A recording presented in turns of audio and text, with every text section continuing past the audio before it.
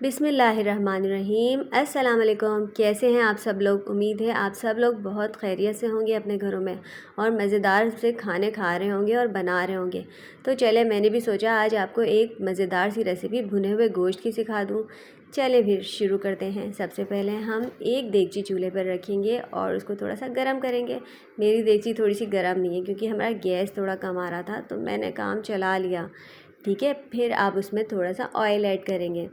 थोड़ा सा oil add करने के बाद अब आप उसमें मसाले शामिल करना शुरू करेंगे। तो 3 छोटी दालचीनी, 1 बड़ी इलायची छोटी सी और 3 छोटी इलायची इसमें शामिल करिए। वैसे तो इसको कड़कड़ाना चाहिए था, लेकिन तेल थोड़ा ठंडा है, सही है। और अब इसमें हम दूसरे स्टेप में शामिल करेंगे 1 अदद बड़ी प्याज बारीक कटी हुई।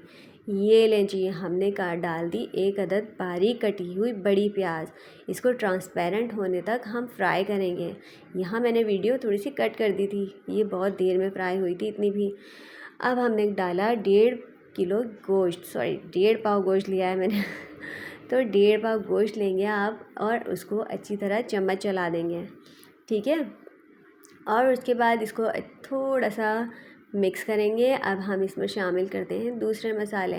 तो हमने शामिल किया है इसमें 1 बड़ा चम्मच लहसुन अदरक का, और फिर हमने शामिल किया उसमें थोड़ा सा नमक भी डालेंगे। अभी नेक्स्ट स्टेप में मैं डाल दूँगी तो हमने इसको चलाया, लहसुन अदरक को अच्छी सी थोड़ी सी भुनाई की, और अब हम थोड़ा सा इसको भून रहे हैं। और हमने डाला टमाटर। ठीक है, टमाटर डाला 1 बड़ा बारीक कटा हुआ।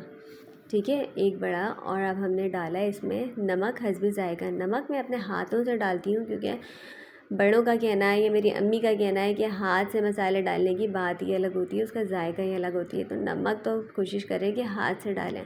अब इसमें 2 छोटी चाय की चम्मच लाल मिर्च पिसी हुई, या जितनी आपको पसंद हो 3 चम्मच डाल दें या 1 चम्मच डाल दें।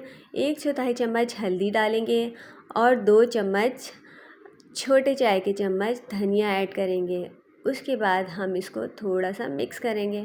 ठीक है, अच्छी तरह इसको मिक्स करें, अच्छी तरह से इसको हल्का सा भून लें। फिर उसके बाद हम सारे मसाले देखेंगे सारे गोश्त में लिपट गए हैं अच्छी तरह।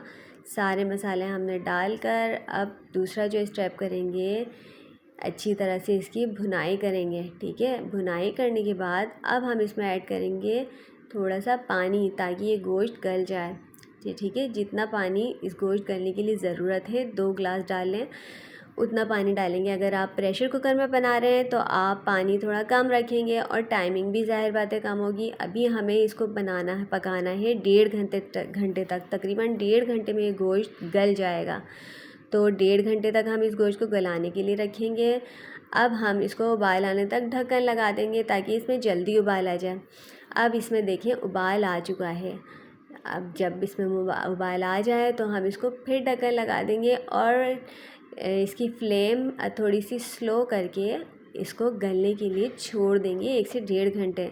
देखें जी, अब 1-1.5 घंटे के बाद गोश्त कुछ इस हालत में आ गया है, पानी छोड़ दिया है और पानी खुश्क हो गया है और तेल छोड़ दिया है। तो इसका मतलब है अब ये भुनाई पे आ चुका है। गोश्त तकरीबन गल भी चुका, पूरा तकरीबन गल चुका। मैंने इसको चेक किया था, आप भी चेक करके देख लीजिएगा कि गोश्त गल गया। अब गोश्त को अच्छी तरह भूनेंगे। इसकी भुनाई बहुत ज़रूरी है, जितना अच्छा आपको इसको भूनेंगे, मसालों को एकजान करेंगे, उतना अच्छा तैयार होगा। अब इस स्टेज पे हमने डाली है साबुत हरी मिर्च, इससे आपके सालन की शक्ल खूबसूरत लगेगी। ठीक है, डिश को प्रेजेंटेबल भी बनाना होता है तो इससे डिश में खूबसूरती भी आएगी, और जो तेज़ मिर्चें खाता होगा ना वो इसको तोड़ के खा लेगा। ठीक है, अब उसके बाद नेक्स्ट स्टेप है हम इसको चलाते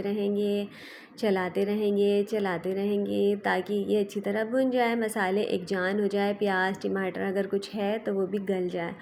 ठीक है, अब इसके अंदर हमने शामिल किया है धनिया, हरा धनिया और गरम मसाला, और हम इसको फिर भूनना शुरू कर देंगे। ठीक है, इसको अच्छी तरह से भूनिए। भुनाई बहुत ज़रूरी है, मैं आपको बार बार एक बात कह रही हूँ कि भुनाई बहुत ज़रूरी है ताकि टमाटर प्याज और सारे मसाले एकजान हो जाएं और गल जाएं अच्छी तरह। अब ये देखिए, इतनी देर भुनाई करने के बाद मैंने बहुत सी वीडियो काट दी है, इसमें आप अच्छी तरह भुनाई कीजिएगा, इसमें बहुत टाइम लगेगा। अब देखें گوشت نے تیل چھوڑ دیا ہے، ٹھیک ہے، تیل اوپر آ چکا ہے، تو اس کا مطلب ہے یہ تیار ہے، سارے مسالے ایک جان ہو چکے ہیں اور یہ اب سرونگ کے لیے تیار ہے۔ تو اب ہم اس کو ڈش آؤٹ کریں گے۔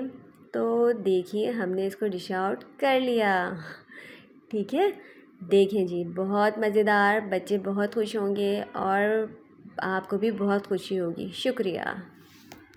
اگر آپ کو ویڈیو پسند آئی تو میری ویڈیو کو لائک کریں، سبسکرائب کریں اور بیل آئیکن کو پریس کرنا مت بھولیے۔